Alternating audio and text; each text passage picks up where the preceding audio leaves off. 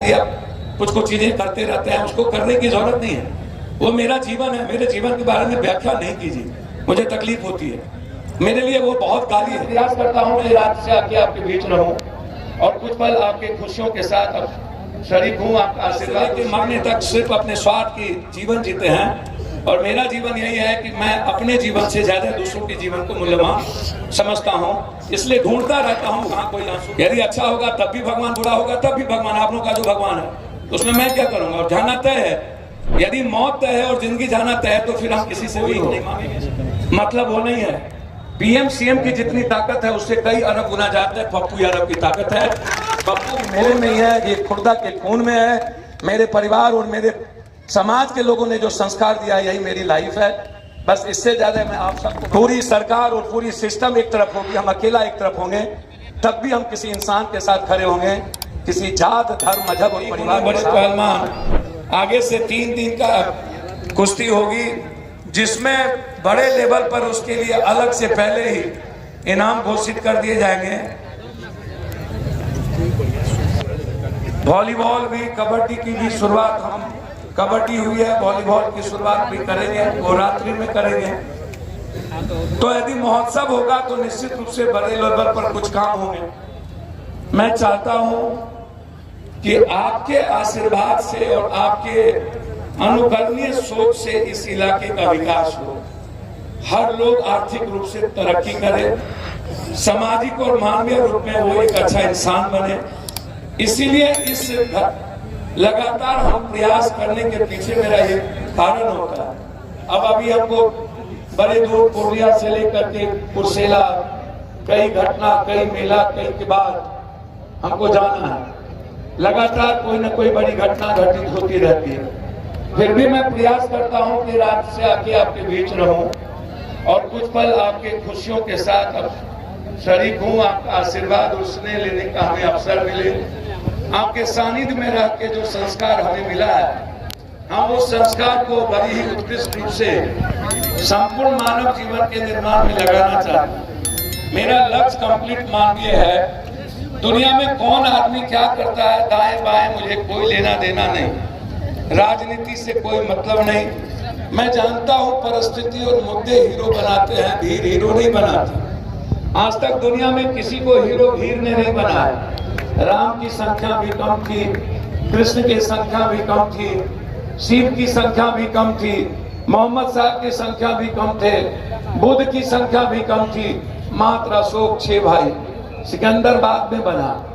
तो इसीलिए निर्माण के लिए संख्या बल की जरूरत नहीं है। निर्माण के लिए एक विचार की जरूरत है, एक सोच की जरूरत है, एक नियत की जरूरत है, एक नीति की जरूरत है, सच पे चलने की ताकत की जरूरत है, मरने के जज्बा होनी चाहिए, दुनिया को देने की भावना होनी चाहिए। दे किसको नहीं ये सोचिए मत।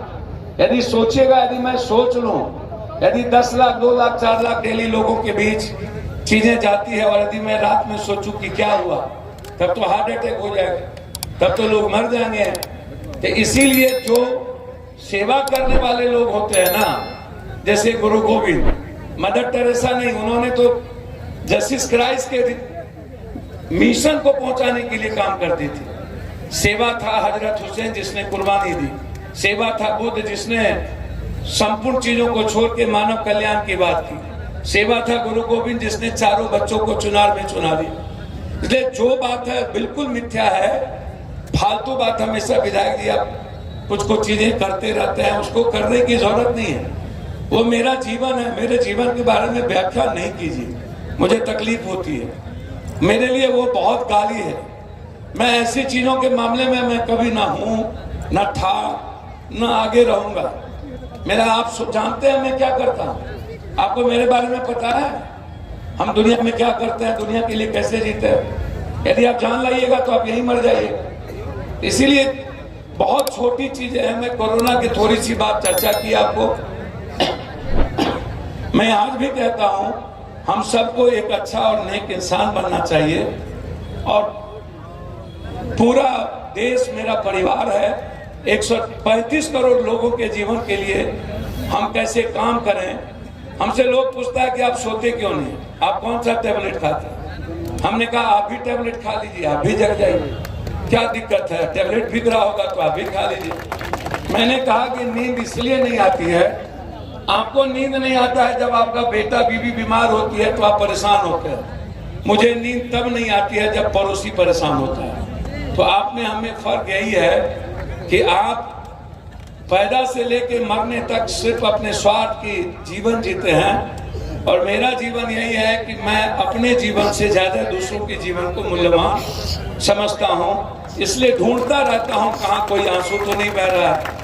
फिर लोग कहते हैं कि ये डेली इतना चलते कैसे है। मुझे आश्चर्य लगता है कि 39 साल की उम्र में 40 बीमारी लेके विवेकानंद ने दुनिया का निर्माण किया। बार बार यही बात होगी, स्वास्थ्य का ख्याल रखिए।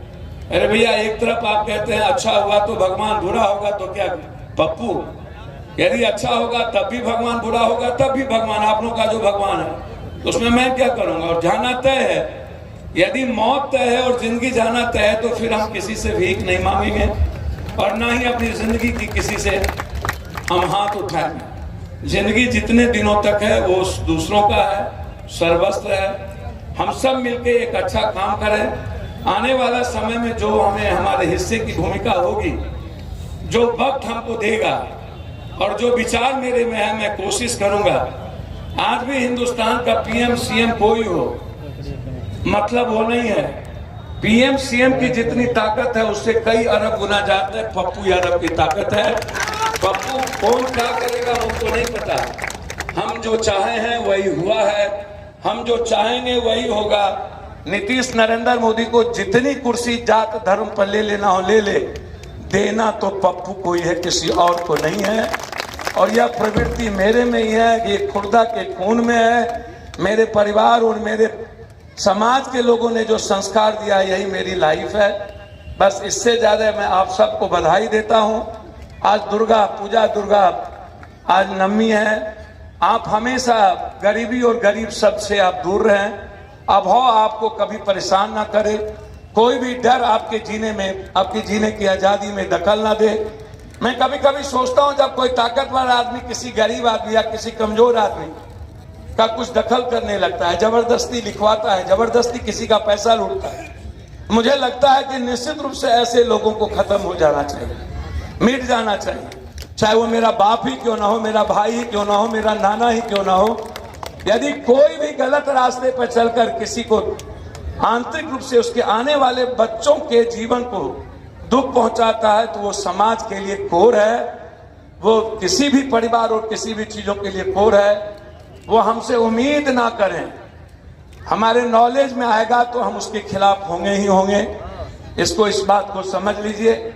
मैं आग्रह करूंगा अपने गांव पंचायत के लोगों को कि जो गलत है उससे दूर रहिए, अन्यथा पप्पू यादव से आप नहीं बच पाइएगा, चाहे कोई भी हो। इस बात का ख्याल रखिएगा। पूरी सरकार और पूरी सिस्टम एक तरफ होगी, हम अकेला एक तरफ होंगे, तब भी हम किसी इंसान के साथ खड़े होंगे। किसी जात, धर्म, मजहब और परिवार के साथ अनैतिक कामों में कभी खड़े नहीं होंगे।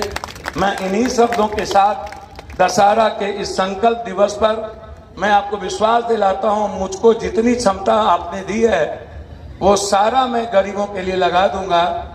जब तक जिंदा हूं तब तक एक भी गरीब को आंसू बहने देने का प्रयास करेंगे कि ना बहे। हर आदमी की मदद उसके जीवन से जोड़ के देखेंगे। बहुत बहुत मैं अपनी माँ बहनों को भी सबका अभिवादन करते हुए पुनः एक बार मैं चाहूंगा कि कल इसका फाइनल हो।